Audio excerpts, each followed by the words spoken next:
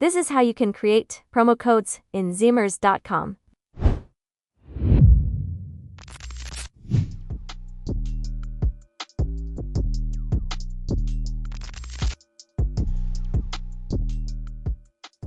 First, go to Promotions, add promo codes, then create promo code.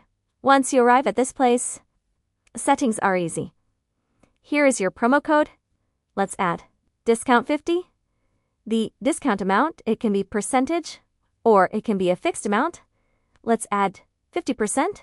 The duration, who is eligible for this.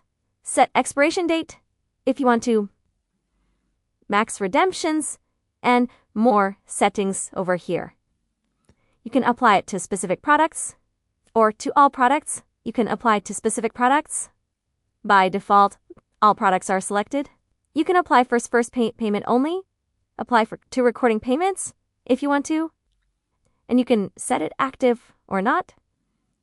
And if you want to add a minimum order value, you can add it here. Now the discount is created. Now when somebody arrives at the checkout page, they have the promo code option, and if they add here discount 50 and apply, they will get the discount successfully working. That's pretty much it. I hope you enjoy.